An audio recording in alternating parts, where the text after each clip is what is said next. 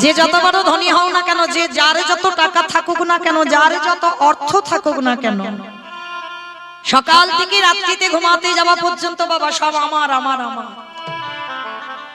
ছেলে আমার, মেয়ে আমার, জায়গায় আমার, জমি আমার, বিষয় আমার, বৈভব আমার, বন্ধু আমার, সব আমার। কিন্তু মনে রেখো ভাই, বাঁশি যদি বেজে যায় পড়ে থাকবে সরকারি খামার। এসেছো একা, তুমি যাবে একা। যেদিন এসেছিলে বাবা তোমাকে সঙ্গে কিছু নিয়ে আমরা আসিনি, সংসার তোমাকে কিছু দিয়ে জগতে আনে। আর যেদিন তুমি সংসার ছেড়ে চলে যাবে, এই সংসার তোমাকে কিছু দেবে না। তাহলে কাদের জন্য বাবা আমার আমার করে কৃষ্ণ ভজন ভুলে যাচ্ছ? কাদের জন্য তুমি আমার আমার করে সারা দিনের মধ্যে একবারও হা গৌর প্রাণ গৌর বলে কাঁদতে পাচ্ছ না? যাদের আগলে তুমি বসে আছো, মনে রেখো মা, শেষের দিনে তারাই কেউ তোমার সঙ্গী হবে না। সঙ্গীত হবে আমাদের কর্মফল। কে কতদিন বাবা আমরা ধর্মকে আঁকড়ে ধরলাম, আমাদের শেষের দিনে কর্ম যাবে সাথে। তবে আমি মৌমিতা, আমার একটা গ্যারান্টি আছে, আরেকজন আমাদের সঙ্গী হবে। জানি না আপনাদের গ্রামে নিয়ম আছে কিনা, তবে আমার ডায়মন্ড হারবার এলাকায় নিয়ম আছে। মানুষের মৃত্যুর পর কিছু দাও বা না দাও, একটা জিনিস আমাদের ভাড়া করতে হবে। বলো তো সে কি? এক হলো খোল আর এক হলো করতা। আর দেহটাকে নিয়ে যখন বের করবি পিছনে বাজাবে বলো হরি হরি বল, বলো হরি হরি বল। তাহলে ভালো করে বিচার করে দেখেন মা, এই যে আমরা লাখ লাখ টাকা খরচা করি, দুর্গা পূজা করি, কালী পূজা করি, লক্ষ্মী পূজা করি, পূজা ভালো হয়। যেদিন বিসর্জন হবে বাবা ধুমধাড়াক্কা ডিজে বাজনা আর তেমন নাচানাচি হয়। কি মা তোমাদের এদিকে হয় না? তো এদিকে হয়। আমি আমার এলাকার কথা বললাম, মানে যেদিন বিসর্জন হবে বাবা ধুমধাড়াক্কা নাচানাচি আর ডিজে বাজনা, তাহলে এইগুলো বাবা ভাবতে হবে। তাহলে সেটাও তো মা, তুমি মার কাছে কত কিছু পাওয়ার জন্য মানত করলে, মাকে ধুম ধারাকা না কত কিছু দিয়ে আজকে পূজা অর্চনা করলেন, কিন্তু যেদিন বিসর্জন হচ্ছে সেদিন তুমি বাবা কত নাচানাচি করে বিসর্জন করছো, কত বড় বড় ডিজে বাজনা বাজিয়ে বিসর্জন করছো। তাহলে যেদিন আমাদের দেহটা বিসর্জন হবে সেদিন কি পিছনে একটা লরিতে করে ডিজে বাজালে হতো না? হাওয়ালে হতো? তাহলে হওয়াচ্ছি না কেন? এই জায়গায় আমার চৈতন্য মহাপ্রভু শিক্ষা দিলেন, ওরে কলিরজি এলি খালি হাতে যাচ্ছিস, খালি হাতে সাথে গেল কর্মফল। আর সঙ্গে আর সাথে সে কে যাবে? আমাদের পিছনে যাবে কে? যাত্রা, নাটক, ফাংশন, থিয়েটার কিছু যাবে না। তাহলে যাবে কে? এই হরি নামে যাবে।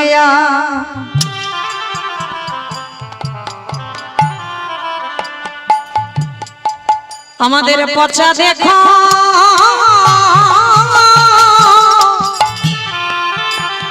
দেহ যা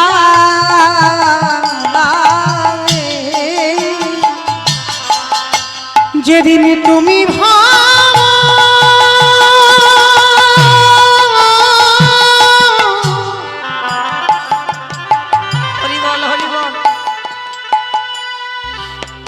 যেদিন তুমি ভাবো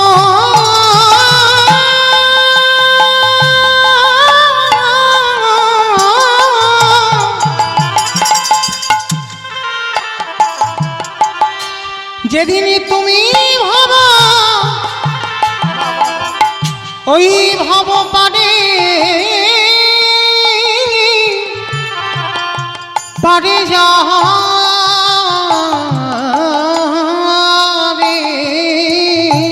শেষের দিনে মনে রেখো বাবা, কেউ তোমার সাথে কেউ সঙ্গে যাবে।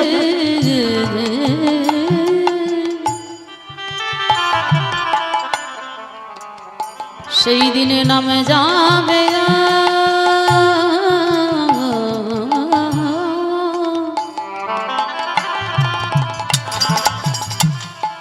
এই পচা দেহ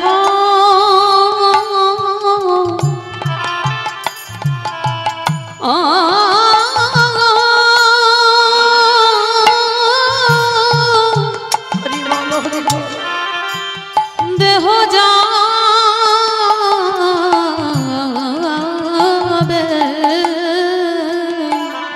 সেদিনে তোমার সঙ্গীর সাথী ও ভাই কেহ থাকবে না যেদিন খাঁচা ছেড়ে এই প্রাণ পাখি চলে যাবে, সবাই যতই পাগো সব আমার সেদিন আমার বলতে কেহ রবে না গো। আমাদের কারোর কৃষ্ণ ভজন ভজন হলো না কৃষ্ণ বলব বলে এইভাবে না, সবাই শুধু এলাম খেলা ভব ছেড়ে চলে গেল একেবারে হরে বলে কাঁদলাম না গো। হে দয়াময় শেষের দিনে তুমি বিনে আমার গতি নাই বলে তুমি তো আমার পিতা বন্ধু ভাই, আমি তোমার ওই চরণে আমি জানাই রাখিলাম আমি আগে ভাগে জানাই রাখলাম। দয়াল তোমার ওই চরণে আমি আমার সব সপিলাম আমার দেহ মন প্রাণ জীবন যৌবন দয়াল আমি পার ঘাটাতে দাদাই রইলাম পার করো হে দয়াল হরি। দয়াল তুমি বিনে আমার বন্ধু নাই বলে তুমি তো আমার পিতা বন্ধু ভাই, যেন তুমি চরণে ছাড়া করো না দয়া শুধু এ জন্মে নাই জন্মে জন্মে আমার জাতি কুলমান বিসর্জনে দিলাম আমি ওই চরণে সব জাতিকুলো আমি বিসর্জনে দিলাম, ওই চরণে সব আমার জাতিকুলো আমি বিসর্জনে ওই দিলাম। চরণে সব পেলাম নামে যাবে পচা দেহ যাবে। শিশুকালে কৃষ্ণ ভজে কৃষ্ণ পাবার আসে কৃষ্ণ পাবার আসে ওগো যৌবনেতে কৃষ্ণ ভজে আসে বাবা না আসে আসে বা না আসে, ওগো বৃদ্ধকালে কৃষ্ণ ভজে জমের তর আসে। কথাটা বাবা আপনারা জানেন, আমি মনে করালাম শিশুকালে কৃষ্ণ ভজে কৃষ্ণ পাবার আসে, যৌবনেতে কৃষ্ণ ভজে আসে বা নাই আসে, বৃদ্ধকালে কৃষ্ণ ভজে জমের তর আসে। সবাই জানেন, কিন্তু একবারও আমরা অনুভব করি না বাবা, একবারও ভাবি না। ভজন যদি করতে হয় বাবা সকাল সকাল ভজনে নাম, বেলা গড়িয়ে গেলে সন্ধ্যা ঘনিয়ে গেলে ভজন হবে না। সকালবেলা সূর্য উঠেছিল বাবা, সেই সূর্য দুপুর বেলা মাথার উপরে গেল, সেই সূর্য বিকাল গড়িয়ে গেল, দেখো পাটে বসে গেল, পশ্চিম আকাশের কোলে ডুবে গেল। প্রত্যেকের জীবনেও তো সকাল এসেছিল কি বাবা? সকাল আসেনি আমাদের বাল্যকাল, সেটা তো সকাল বেলা। সূর্য যখন মাথার উপরে উঠলো বাবা, রোদ এলো আমাদের যৌবনকাল। সেই যৌবনের কালে পড়ে বাবা সবাই সংসারের মায়াতে বন্ধনে আবদ্ধ করলাম, কিন্তু সারা জীবন সারা দিন তো দুপুর থাকে না, বিকাল হয়। সংসারের খেলা খেলতে খেলতে এবার পরন্তি বেলা, সূর্য যখন ডুবে যায় দেখবেন মা একেবারে লাল হয়ে যায় না, হয়ে যায় কিনা? দেহের দিকে তাকিয়ে দেখেন ভগবান একটু একটু করে রং লাগিয়ে দিয়েছে। ভগবান বললেন এবার ভালো করে গুছিয়ে নে, ঘরে ফেরার সময় হলো। কিন্তু আমরা সবাই জানি বাবা, জেনে না জানার ভান করি। সকালবেলা ভজন করতে বললো, যৌবনকালে ভজন করতে বলবো, আর সেই ভজনটা হয় সঠিক ভজন।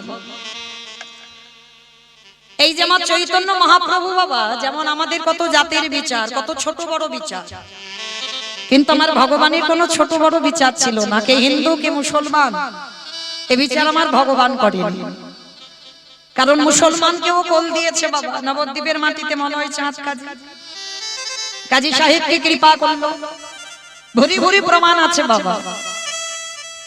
আজকের আমি আমার ইচ্ছাতে নয়, যিনি আমাকে নিমন্ত্রিত করে এনেছেন তার ইচ্ছাতেই ইচ্ছা একটা কথা বলবো। এই যে যৌবনকালী ভজন করতে হবে বাবা, একজন বিধর্মী মুসলমান, শুধু আমরা হিন্দু জাতি হয়েছে আমাদের ভগবানকে ভালোবাসি তা নয় বাবা। যারা বিধর্মী মুসলমান তারাও কিন্তু আমার ভগবানকে ভালোবেসেছিল। যারা বিধর্মী মুসলমান তারাও ভালোবেসেছিল। কে জানো? আজও যারা যাবেন বৃন্দাবনে দর্শন করে আসবেন শাহাজির মন্দির। বৃন্দাবনে আজও আছে বাবা শাহাজির মন্দির। যারা গেছেন বৃন্দাবনে অবশ্যই করে দেখেছেন। এই শাহাজির মন্দিরটা প্রতিষ্ঠা করে দিয়েছিল বাবা ঔরঙ্গজেব। তার মেয়ে ছিল বাবা শাহজাদি, বিধর্মী মুসলমান। মুসলমান কুলে জন্ম নিয়েও কিভাবে আমার ভগবানকে ভালোবেসেছিল জানো? যার জন্য বৃন্দাবনের মাটিতে মন্দিরটা করতে বাধ্য হয়েছিল। এই যে শাহজাদি ঔরঙ্গজেবের মেয়ে, বৃন্দাবনী বাবা তখন বিধর্মী মুসলমানরা আক্রমণ করেছিল। কেমন না, যত যত হিন্দুদের বাবা মন্দির আছে সমস্ত মন্দির ভেঙে গুড়িয়ে দেবে। তখনকার দিনে যত যত মন্দির আছে সব ভাঙচুর করে দিয়েছিল বিধর্মী মুসলমানেরা। তা যখন মন্দির ভাঙার কাজ চলছে বাবা, তখন ওই বৃন্দাবনে যারা যাবেন গোবিন্দ মন্দির, আজও বাবা গোবিন্দ মন্দির গিয়ে দেখবেন এখনো দোতলা হয়ে আছে, উপর থেকে সব ভাঙা। যারা গেছেন অবশ্যই দেখেছেন, যারা পরবর্তীতে যাবেন গিয়ে দেখবেন। এই গোবিন্দ মন্দির ভাঙচুর করতে লাগলো। আর ওই বৃন্দাবনে গোবিন্দ আমার গোপীনাথ ওই মন্দিরে বিরাজমান। কোনো অচল বিগ্রহ নয়, সচল বিগ্রহ ছিল। তা গোবিন্দ মন্দির যখন ভাঙচুর চলছে বাবা, হঠাৎ করে এত চারিদিক থেকে ভীমরূপ এলো, মানে তিনতলা ওই দোতলা পর্যন্ত এখনো রয়ে গেছে বাবা, সেই অবস্থাতে রয়েছে, আর ভাঙতে পারেনি। চারিদিক থেকে এত ভীমরূপ এসেছিল বাবা, যারা ভাঙতে এসেছিল তারা সবাই ভয়েতে পালিয়ে গেল। ওই বিগ্রহ মন্দির থেকে বের করতে পারলো না।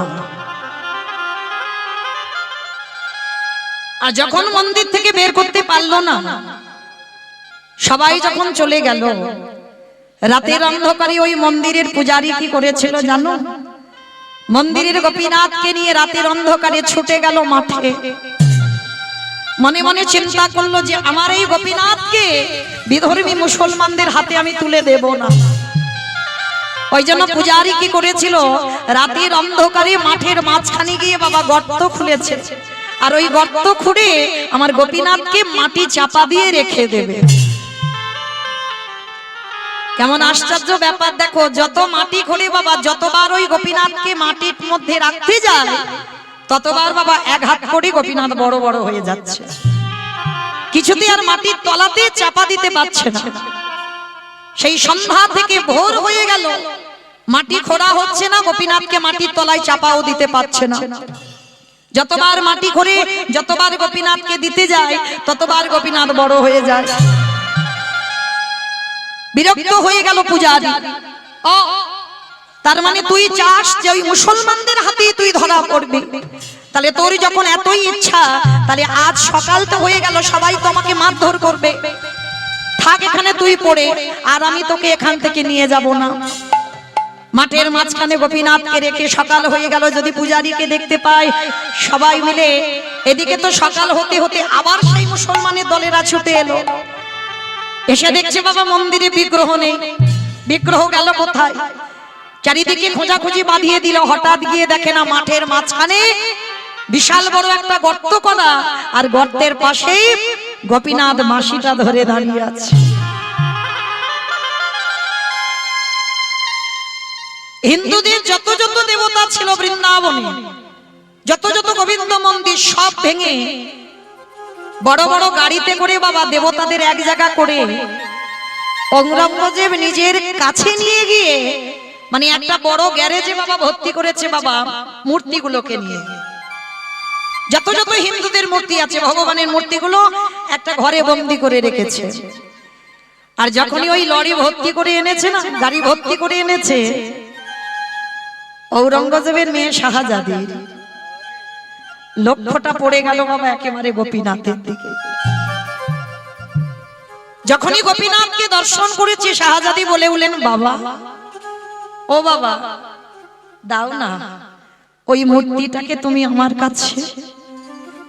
না মা, এটা হতে পারে না, এগুলো হিন্দুদের দেবতা, এগুলো আমরা বিধর্মী মুসলমান, আমরা নিয়ে কি করব?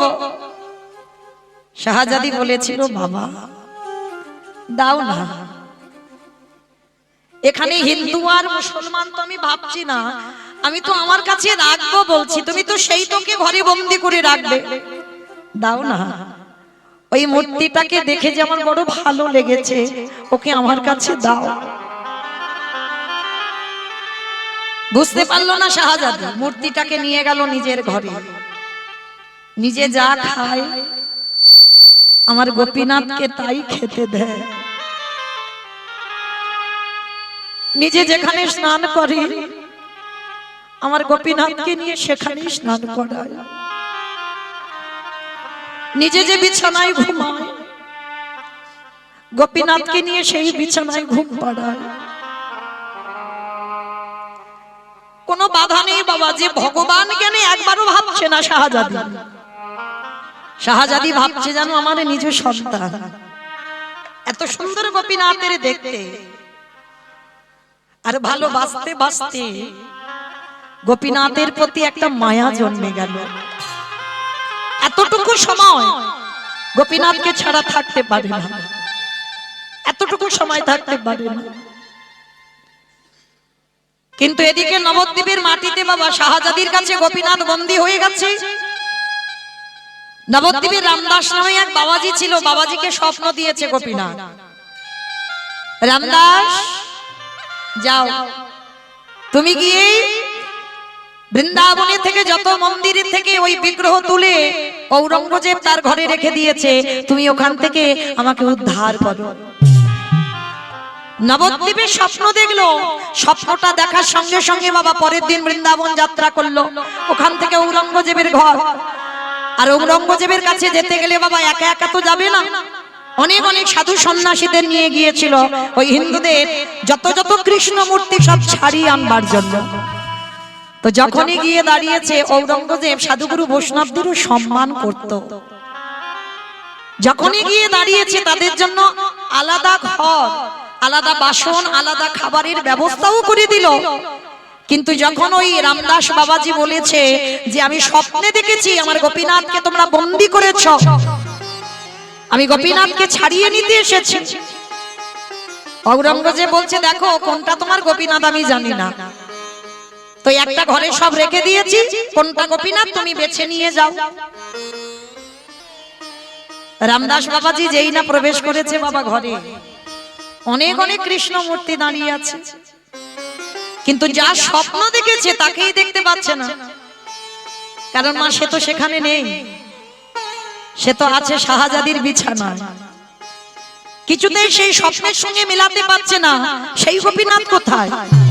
অনেক কৃষ্ণ মূর্তি দেখতে পাচ্ছে কিন্তু গোপীনাথকে মেলাতে পারছে না। মনে মনে চিন্তা করছে প্রভুর কাছে তো জিজ্ঞেস করতে হবে তুমি কোথায়, আমি তো তোমাকে দেখতেই পাচ্ছি না। তাহলে একটা দিন আমাদের এখানে থাকতে হবে, তাহলে আমাকে স্বপ্নে যখন এখানে এনেছে তাহলে নিশ্চয়ই তিনি স্বপ্ন দেবেন তিনি আছেন কোথায়। রাত্রিবেলা রামদাস বাবাজি ঘুমিয়েছে, গোপীনাথ স্বপ্ন দিচ্ছে রামদাস আমি তো ওই ঘরের মধ্যে নেই,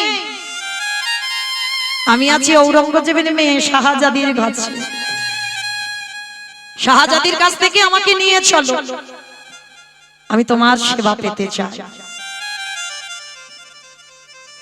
পরের দিনে বাবাজি উঠে ঔরঙ্গজেবকে যেই না বলেছে সঙ্গে সঙ্গে চমকে উঠেছে, তাই তো সত্যি তো আমার মেয়ে একটা মূর্তি নিয়ে তার কাছে রেখেছিল।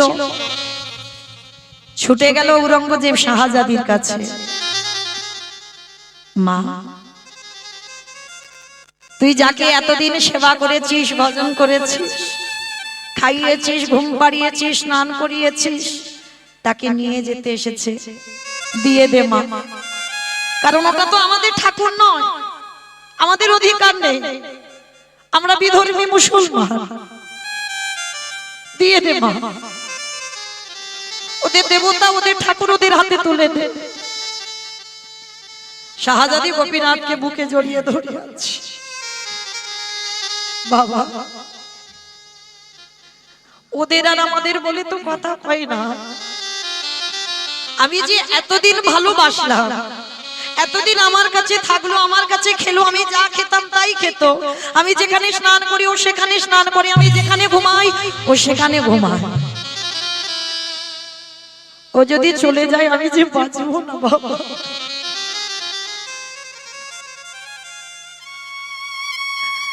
আমি যে এক পলক ওকে ছাড়া থাকতে পারি না।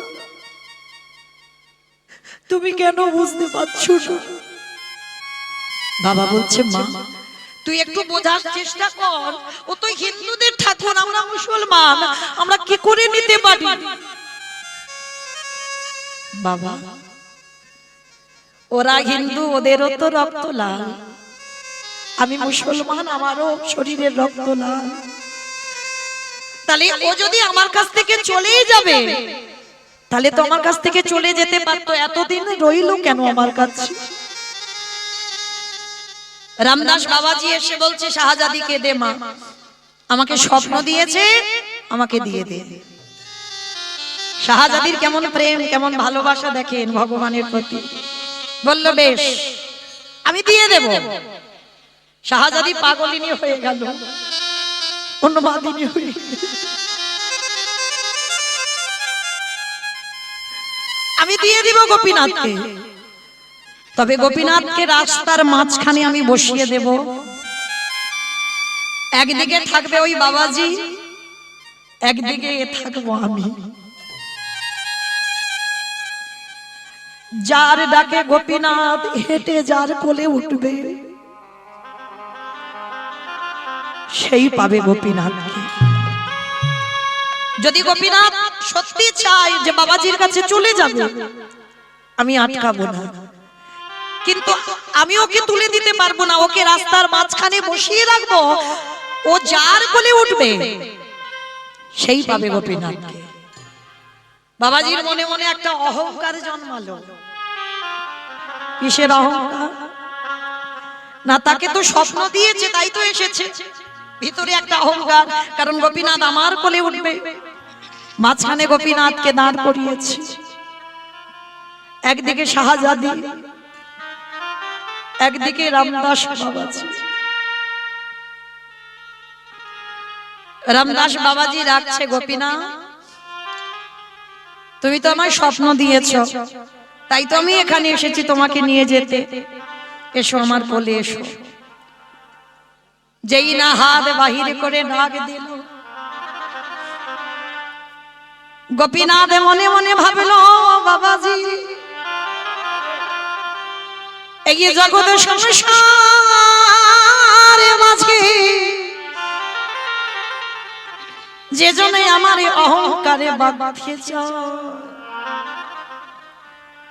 আমি শুধু এ জন্মে নয়, আমি কোন জন্মে তার হই। আমি তোমাকে স্বপ্ন দিলাম বটে, কিন্তু তোমার ভিতরে একটা অহংকার। আর আজকের আমি যদি তোমার এখানে এই মুহূর্তে তোমার কোলে উঠে যাই, তাহলে শাহজাদি আর বাঁচবে না, এটা আমি জানি। তাই তোমার অহংকারে আজকের আমি তোমার কোলে উঠব না। রামদাস বাবাজি হাত বাইর করে আছে, মন্দিরের বিগ্রহ যেমন দাঁড়িয়ে আছে তেমন বাবা নড়ে না, পাথরের মূর্তি। এইবার সবাই বলল শাহজাদি তুই একবার ডাক। ওই বাৎসল্য প্রেমময় মায়াময় কাঁদে আর বলে গোপীনাথ রে, তোর সেবা করার যোগ্য আমার না, তোর ভজন করার যোগ্য আমার নাই। তবে একদিনে যদি তোকে ভালোবেসে থাকি, একবার কৃপা করে একবার আমার কোলে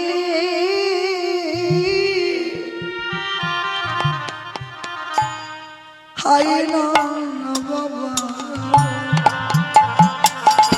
আমি যে তোকে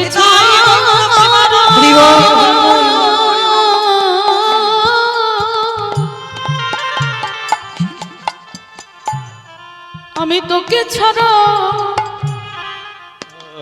বাঁচব না গো। একেবারে আমার কোলে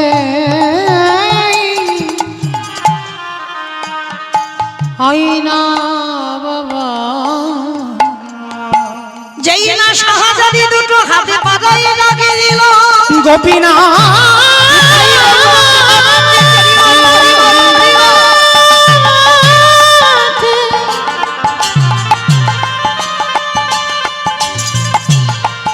একেবারে কৃপা করে করুণা করে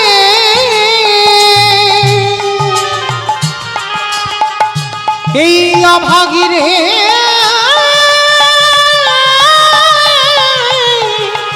দর্শন দে। যেই না শাহজাদি দুটো হাত বাহির করে ডাক দিয়েছে, আরে কি গোপীনাথ থাকতে পারে? ওই পাথর হয়ে রাস্তার মাঝখান থেকে ছুটে গিয়ে এক লাফ দিয়ে শাহজাদির কোলে উঠে পড়ল। আরে যেই না শাহজাদির কোলে উঠে গেল, শাহজাদি গোপীনাথকে বুকে জড়াইয়ে ধরে কাঁদে, বলি আরে তো চলো ছাড়ে গো এই রঙা চটনে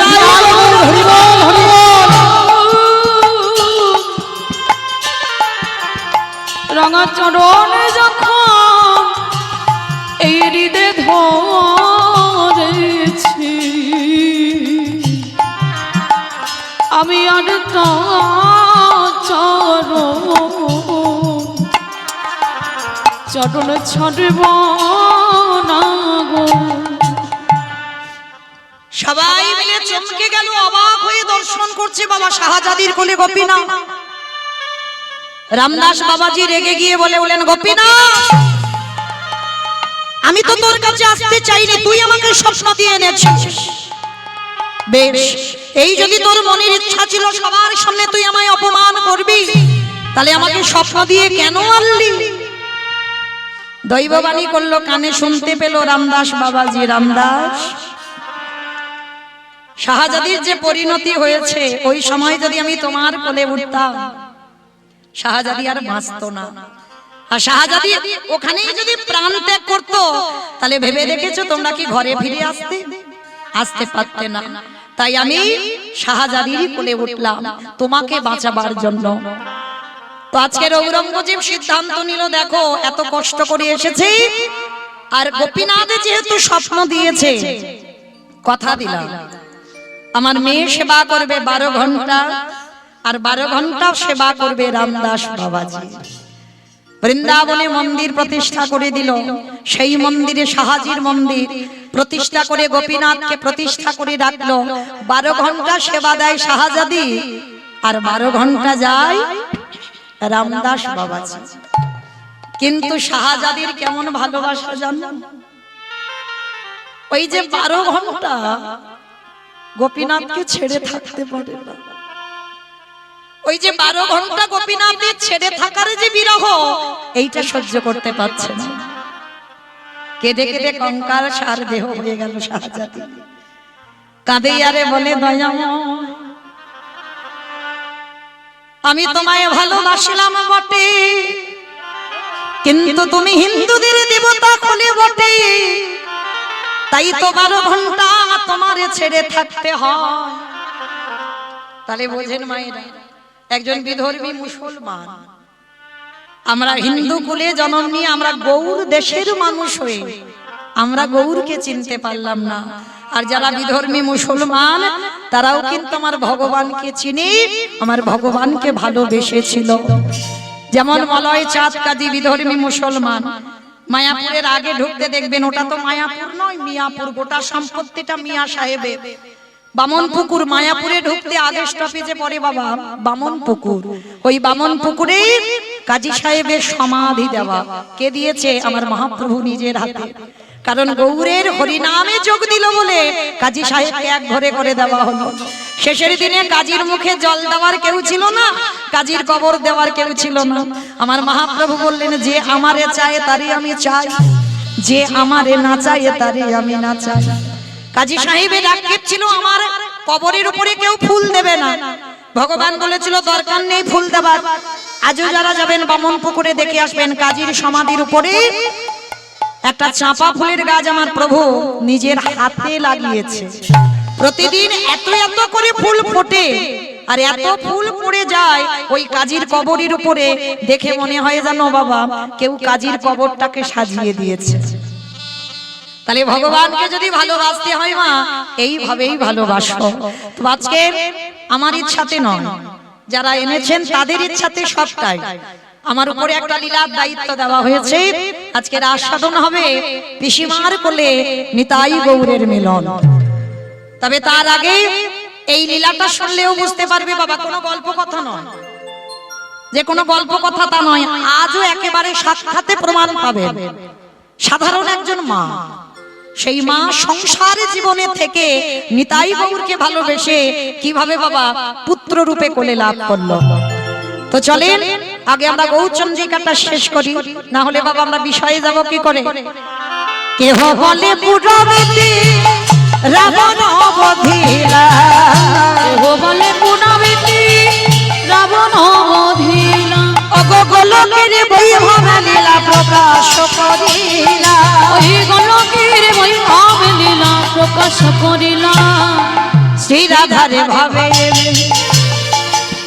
গোড়াইব কান্না, রাধারে ভাবে গোড়াগাবো তা। হরে কৃষ্ণ নামে গৌর করিলা প্রচার, হরে কৃষ্ণ নামে গৌর নিতাই গৌর ওই হরে কৃষ্ণ নামে গৌরী করিলা প্রচার। এইবারে লীলা প্রকাশ হলো, এইবারে লীলা প্রকাশ হলো, এইবারে লীলা প্রকাশ হলো, এইবারে লীলা প্রকাশ হলো। গোলকের বৈভব লীলা প্রকাশ করিলা, এই গোলকের বৈভব লীলা প্রকাশ করিলা। বাসুদেব ঘোষ কহে করি জোড়হা, করি জোড়হা, ওগো যে গো সেই কৃষ্ণ সেই তো জগন্নাথ, সেই তো জগন্নাথ।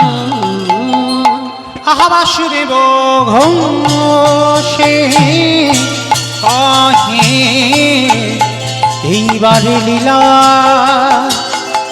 প্রকাশে হলো বাসুদেব।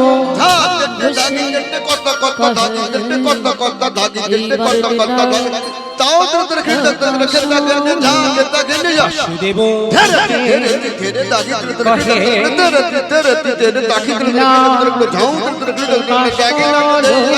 বাসুদেব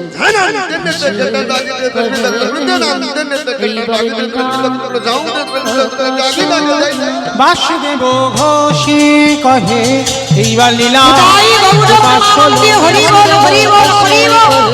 এইবার লীলা প্রকাশ হলো, বাসুদেব ঘোষে কহে এইবার লীলা প্রকাশ লরে বাসুদেব ঘোষে জানি তাই চলুন এবার সবাই আমরা যাব বিষয়। তো যাবার আগে সবাই একবার বলেন তো সন্ধ্যাবেলায় গৌর সুন্দর কি জয়, নবদ্বীপের ধাম কি জয়, সচিরি নন্দন কি বিষ্ণু প্রিয়া কি ধ্বনিটা হলো কি। আমার শুধু হাত তুলছো, জয় দিচ্ছ না? জয় দিচ্ছ কেউ? আচ্ছা বেশ, চলো দেখি এবার আমরা একটা ভজন গাইতে গাইতে আজকের বিষয়ে প্রবেশ করি। কি মা একটা ভজন হবে তো? বাহ। তো চলো একটা ভজন গাইতে গাইতে যাওয়া হোক। একটু উলুধ্বনি সবাই। ও রাধে মেরো স্বামী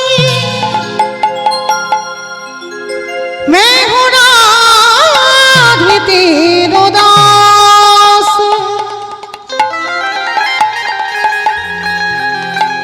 जन्म जन्म मोहि दीजियो वृंदावन निवास जय राधे श्री राधे जय श्री कृष्ण बोलो जय राधे जय राधे श्री राधे जय श्री कृष्ण बोलो जय राधे जय राधे श्री राधे जय श्री कृष्ण बोलो जय राधे जय राधे श्री राधे जय श्री कृष्ण बोलो जय राधे नम्मिनी राधा रानी कहा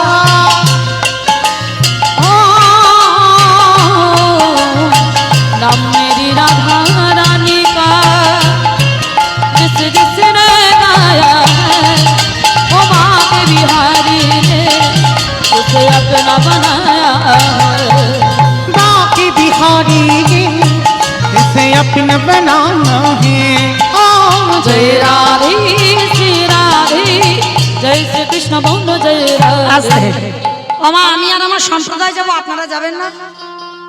সবাই যাবে? যারা যারা যাবে কই দেখি একবার, সবাই হাত দুটো তোলো দেখি একবার, সবাই একসঙ্গে তালে তালে করো তালি, কেমন? প্রত্যেক ওমা ধসে যাচ্ছে কেন সব? ধসারোগটা ভালো নয়, তোলো দেখি সবাই একসঙ্গে তালে তালে করো তালি দেবে, কেমন? नाम मेरी राधा रानी का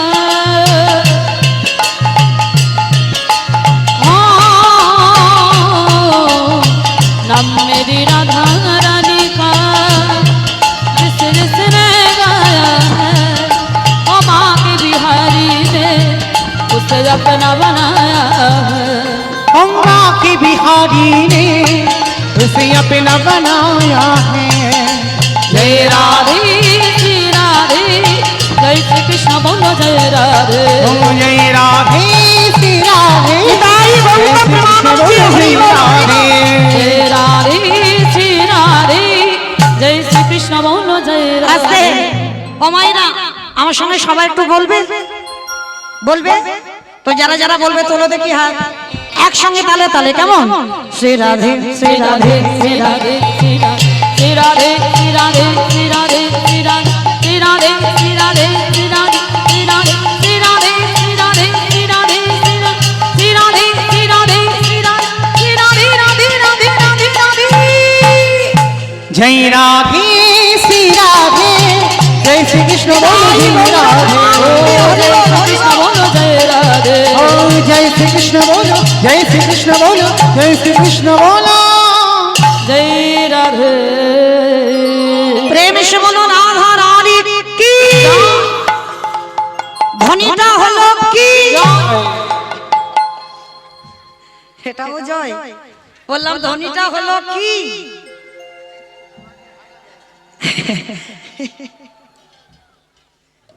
একটু প্রেম সে জয়টা দাও, বলো রাধা রানী কি जय বৃন্দাবনেশ্বরী কি জয়, যমুনা মাইয়া কি জয়, নন্দ গামো কি জয়, উষা গামো কি জয়, বর্ষা নমো কি জয়, ভক্ত বৃন্দ কি জয়, হরিবাসর ধাম কি জয়, সাধু গুরু বৈষ্ণব কি জয়, আপন আপন গুরু চরণ কি জয়, নায়ক বাবু কি জয়, হরিনাম যজ্ঞ কি জয়, মহাপ্রসাদ কি জয়, আজকের আনন্দ কি জয়, নিতাই গৌর প্রেমানন্দে হরি বল হরি বল পৌঁছে গেলাম বিষয়।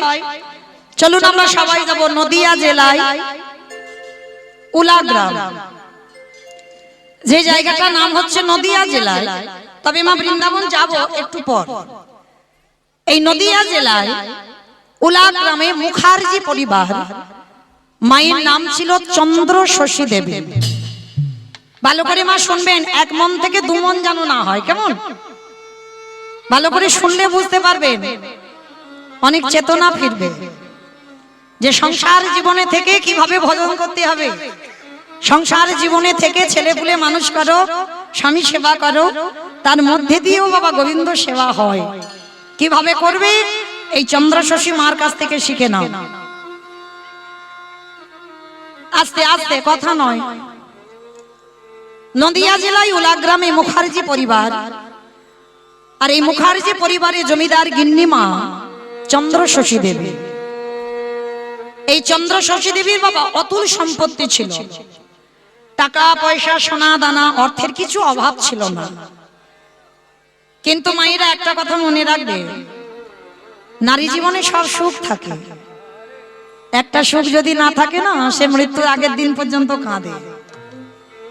বলতে পারবে সেটা কি? Mobile phone. বলো তো কি? সন্তান, একটা মাওয়ালা সন্তান, এই মা ডাক।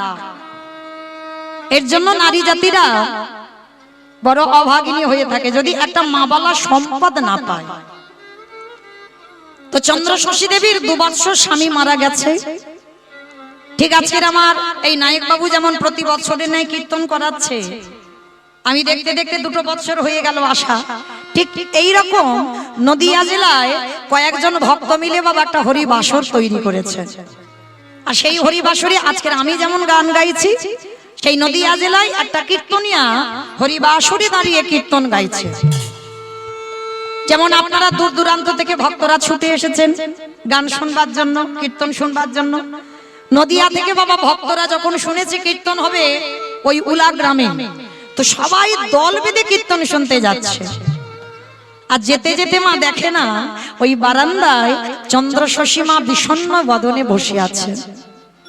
তা হঠাৎ সেই মায়েরা যেতে যেতে ডাকছে, ওমা, মা, তোমার মুখ দেখে মনে হচ্ছে তোমার আজকের মন মেজাজটা ভালো নেই। ওমা মা, চলো না আমাদের সঙ্গে একটু কীর্তন শুনে আসি।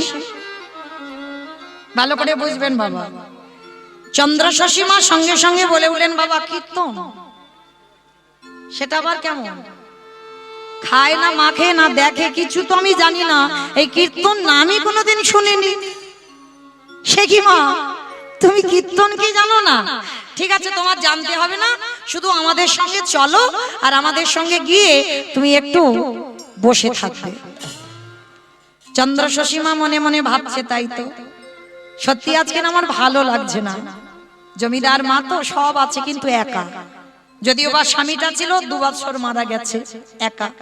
তা বলে চলো তোমরা যখন নিয়ে যাচ্ছ চলো যাই। চন্দ্রশশী দেবীর হাত ধরে এনেছে সেই কীর্তন সভায়। যারা এনেছে তারা বসেছে পিছনে, আর যে কীর্তন খায় না, কীর্তন মাখে না, কীর্তন দেখে, সে মা চন্দ্রশশী বসেছে সবার সামনে। কি গো মা, সামনের বেঞ্চে যারা বসে তাদের পড়াশোনা একটু ভালো করতে হয়, ভুল বললাম? পিছনের বেঞ্চিতে যখন বসতাম, সে পড়াশোনা হোক আর না হোক, কিন্তু মাস্টার মশাই প্রথমে এসে বাবা প্রথম বেঞ্চি যারা বসে পড়াটা আগে তাদের ধরে। তা মা জানে না কীর্তন কি, সেই মা বসেছে সবার সামনে। আর যারা এনেছে কীর্তন কি মানে প্রতিনিয়ত যারা কীর্তন শোনে তারা বসেছে পিছনে। হরি বল। এইবার চন্দ্রশশী মা কীর্তন শুনছে। আজ আমি যেমন কীর্তন গাইছি, সেদিন আমার ওই কীর্তনিয়া কীর্তন গাইতে গাইতে ভগবানের উদ্দেশ্যে বলে উঠলো, জানো মা, ভগবানকে ভালোবাসতে গেলে 5টা প্রেমের দরকার হবে। এই 5টা প্রেম ছাড়া আমার ভগবানের সঙ্গে আর প্রেম হয় না। শান্ত, দাস্য, সখ্য, বাৎসল্য, মধুর। শান্ত ভাব কাকে বলে আমি বলছি না কিন্তু মা, নদিয়ায় সেই কীর্তনিয়া বলছে। শান্ত ভাব কাকে বলে? যদি মনে করো তুমি জীবাত্মা, ভগবান হলো পরমাত্মা, সম্পর্কের নাম শান্ত রস, দাস্য। যদি মনে করো ভগবান হচ্ছে আমার প্রভু আর আমি তার শ্রীচরণের দাস, এই প্রেমের নাম হচ্ছে দাস্য। সখ্য। যদি মনে করো ভগবান হচ্ছে তোমার বন্ধু আর তুমি তার বান্ধবী বা বন্ধু, এই প্রেমের নাম হচ্ছে সখ্য প্রেম। বাৎসল্য। যদি মনে করো ভগবান আমার সন্তান আর আমি তার পিতা বা মাতা, এই প্রেমের নাম হলো বাৎসল্য প্রেম। আর মধুর, এইটা সবার জন্য নয়। এত এত ভক্তরা বসে আছেন, দাঁড়িয়ে আছেন, আমি কীর্তনিয়া সম্প্রদায়, সবার জন্য এই মধুর প্রেম নয়। বেশে ছিল মীরাবাই, বেশে ছিল আমার শ্রীমতী রাধা ঠাকুরানী, বেসেছিল কর্মাটা বাই। ভরি ভরি প্রমাণ আছে বাবা, এরা মধুর প্রেমে ভালোবেসেছিল, ভগবানকে স্বামীর জায়গায় বসিয়েছে। তুমি যদি মনে করো ভগবান হলো প্রিয়তম আর আমি তার প্রিয়তমা বা প্রিয়তম, কি গো মায়েরা পারবেন ওই স্বামীর জায়গাতে ভগবানকে বসিয়ে রাখতে? তোমার দেহ মন প্রাণ জীবন যৌবন সবটাই আমার ভগবানের চরণে অর্পণ করতে? এখানে একজন ভক্ত হাত তুলে বলতে পারবে না যে আমি ভগবানের চরণে পুরোপুরি সমর্পিত হয়েছি। কারণ ভগবানের চরণে সমর্পিত হলে বাবা মীরাবাইয়ের মতো তোমাকে ঘর ছাড়তে হবে, এটা মনে রাখতে হবে। কারণ স্বামী ছিল, সবই ছিল, শাশুড়ি ছিল, ননদি ছিল, সব ছিল, কিন্তু স্বামীর জায়গাতে আমার গিরিধারীকে বসিয়েছিল। শ্রীমতী রাধারানীর একই দশা, স্বামী ছিল, শাশুড়ি ছিল, ননদি ছিল, সংসার ছিল, সব ছিল, কিন্তু আমার প্রাণ গোবিন্দকে স্বামীর জায়গায় বসিয়ে রেখেছে, যার জন্য তাদেরকে দ্বিচারিণী হতে হলো, কলঙ্কিনী হতে হলো, অসতী হতে হলো। এই মধুর প্রেম, এই প্রেমটা সবার জন্য নয় বাবা। তা এই পাঁচটা রসের কথা কীর্তনিয়া বলছে, আর কীর্তনিয়ার বলা শেষ। চন্দ্রশশী মা জানে না যে কীর্তনিয়া যদি কীর্তন আসরে কিছু বলে, যদি কোনো প্রশ্ন থাকে বাবা, এটা নিয়ম যে কীর্তনিয়ার কাছে যখন বাসাতে থাকবে, ঘরে থাকবে, তখন গিয়ে প্রশ্ন করা, কিন্তু হরি বাসরে নয়। তা মা তো জানে না, হঠাৎ কি করেছে চন্দ্রশশী মা তাড়াতাড়ি করে একেবারে হরি বাসরে এসেছে। আর জমিদার মা তো দেখবেন বাবা, যে যেমন যোগ্যের মানুষ তাকে তেমন সম্মান দেওয়া সমাজে কর্তব্য। তা চন্দ্রশশী মা জমিদার, তা জমিদার গিন্নি মা এবার সবার সামনে বাবা মা হরিবাসরে উঠে এসেছে, কেউ কিছু বলতেও পারছে না। মা এসে গলদেশে কাপড় দিয়ে প্রশ্ন করছে, বাবা একটা কথা জিজ্ঞেস করব। কি কথা?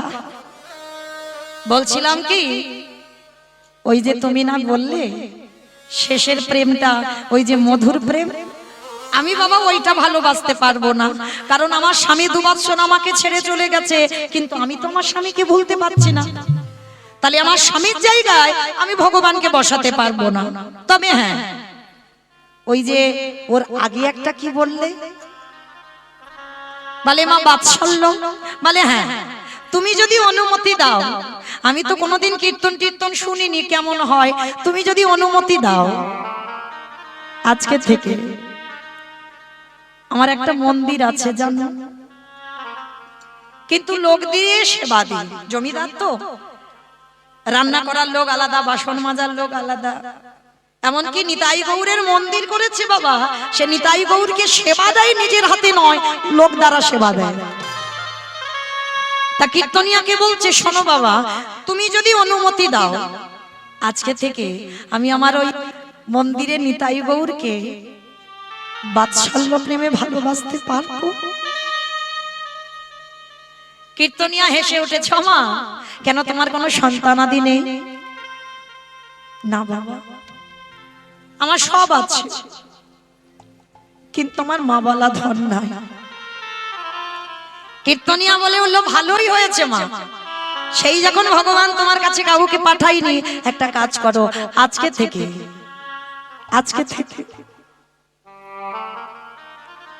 আমি প্রতিজ্ঞা করলাম, এই হরি বাসরে দাঁড়িয়ে ওই নিতাই গৌরকে ভালোবাসার পর, নিতাই গৌরকে সেবা করার পর, যদি তোমায় মা না বলে, সেদিন থেকে আমি কীর্তন গাওয়া ছেড়ে দেব মা। তা চন্দ্রশশী বলছে, বাবা ভালোবাসার পর, সেবা করার পর, ভজন করবার পর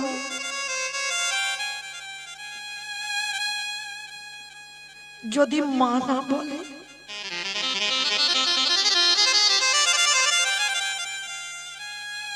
ও মা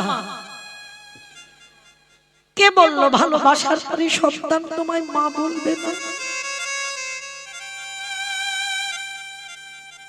তবে যেমন তেমন ভালোবাসলে তো হবে না,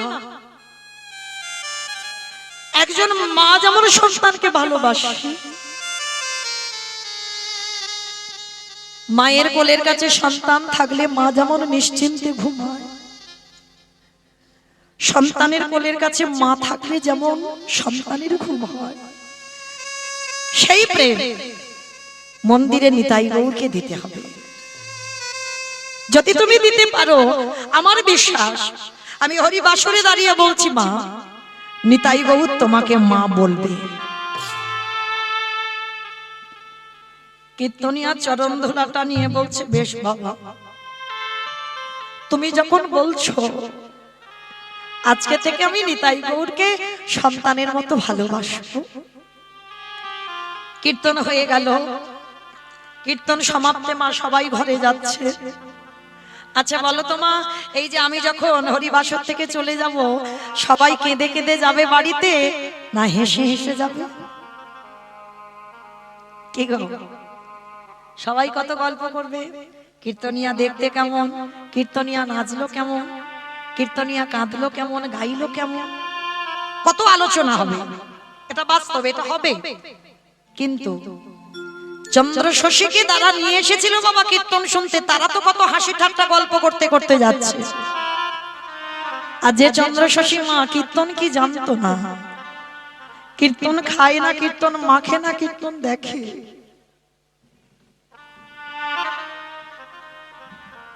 সেই চন্দ্র শশী দেবী কীর্তন সমাপ্ত করে কীর্তনিয়া পাওনা করে নিয়ে চলে গেল।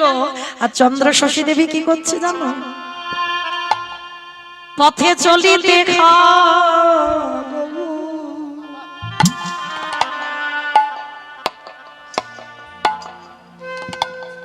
বলিতে হাগু,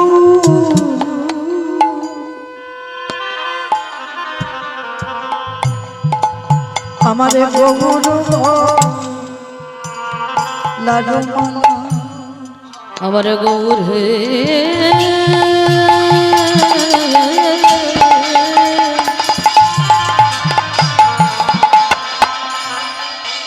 পথে চলিতে হাগো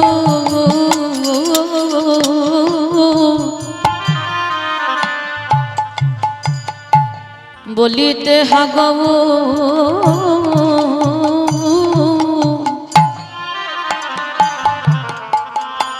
গৌর গলার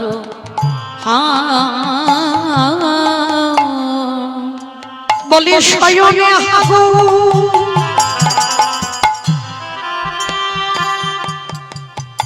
স্বপনে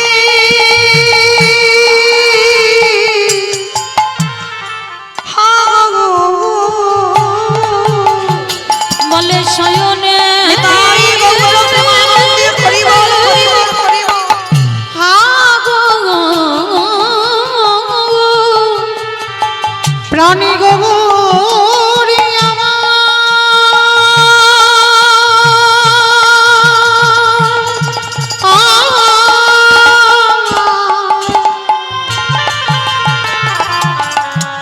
একবার আমায় মা বলে ডাক।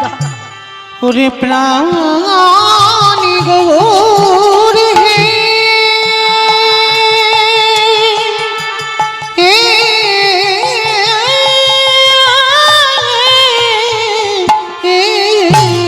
আজ শয়নে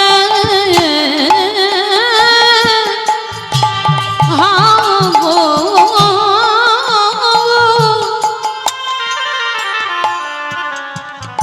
আমার সপনে হাগো আমার গগর গলার মালা গো,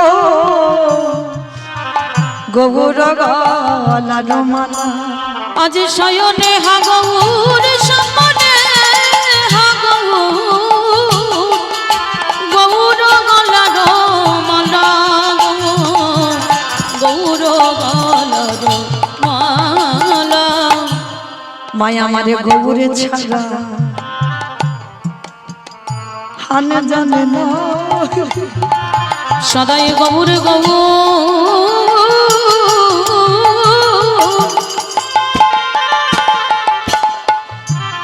বলে ডাকে তোর ছাড়া অনজান না। আস্তে চন্দ্রশশী মা সারা রাস্তা বাবা কীর্তন শুনে কাঁদতে কাঁদতে ঘরে আসছে। যারা নিয়ে গিয়েছিল তারা বলা বলি করছে, হ্যাঁ রে মার কি হলো? মা তো কীর্তন কি জানতো না, আর কি এমন হলো মায়ের মতে ভ্রম, এইভাবে কেঁদে কেঁদে পাগলিনীর মতো আসছে। যে যার ঘরে চলে গেল মা। চন্দ্রশশী দেবী ঘরে ঢুকে স্নান করে, যে জীবনে কোনোদিন নিতাই গৌরের মন্দিরে যায়নি বাবা, লোক দ্বারা সেবা করাতো, কীর্তন শোনার পর প্রথমেই গিয়ে আমার নিতাই গৌরের সামনে গিয়ে দাঁড়িয়েছে।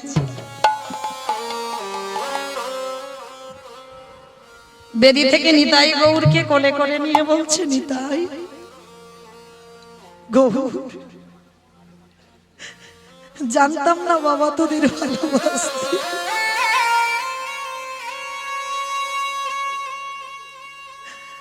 কোনদিন বুঝিনি যে তোদের ভালোবাসলে তোরা এই মূর্তি মা বলে ডাকবি। কিন্তু আজকের কীর্তনিয়ার মুখে শুনলাম তোকে নাকি বাৎসল্য প্রেমে ভালোবাসলে তুই নাকি মা বলবি।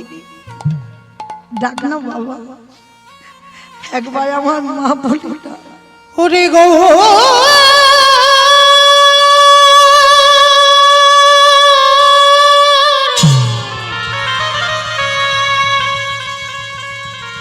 ওরে নিতা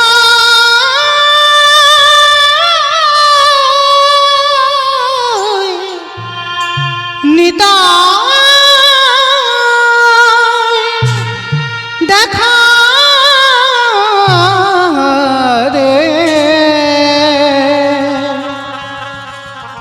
দেখা দে দেখা দে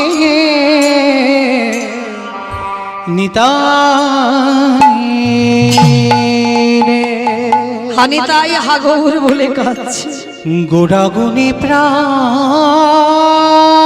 কাঁদে, কি বুদ্ধি করিব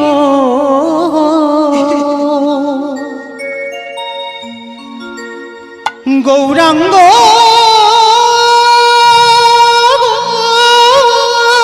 নিরনিধি, আমি কারে দিয়ে যাব গোটা গুনে প্রাণ কাঁদে, কে বলতে করিব গৌরাঙ্গ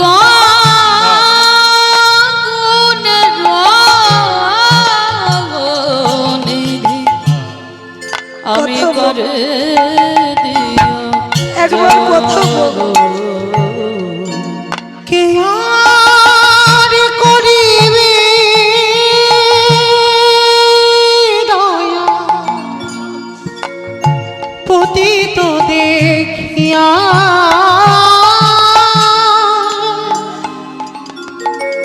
এই দুর্নাম হরির নাম কে দিবে যাচিয়া, কে আর করিবে দয়া একবার আমার মুখে এই পতিত দেখিয়া, কথা বলে গো। দুর্লভ হরিনাম কে দেবে যাচিয়া, অকিঞ্চন দেখি হরিবুল হরিবুল উঠিবে কাঁদিয়া, গোড়াবিনে শূন্য হইল সকল নদিয়া, অকিঞ্চনে দেখে কেবা একবার আমায় মা বলে ডাক। উঠিবে কাঁদিয়া গোরা বিনে শূন্য হলো সোনার নদিয়া। বাসুদেব ঘোষে কহে গুণ সামরিয়া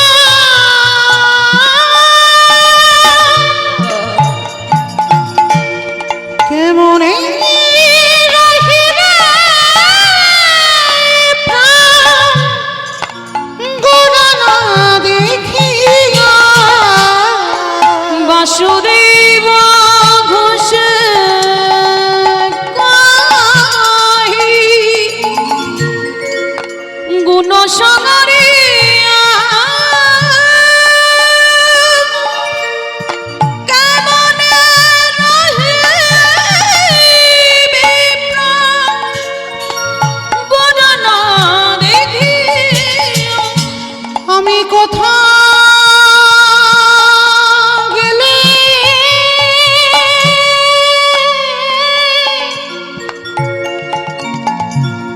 আমার গগন পাবো। পিতাই গৌর প্রেমানন্দে হরি বল হরি বল। যদি আমায় বলে দাও হে আমি কোথা গেলে গৌর পাবো। কেমন রহিবে প্রাণ গোরা না দেখিয়া। কেমন রহিবে পিতাই গৌর প্রেমানন্দে হরি বল হরি বল হরি বল।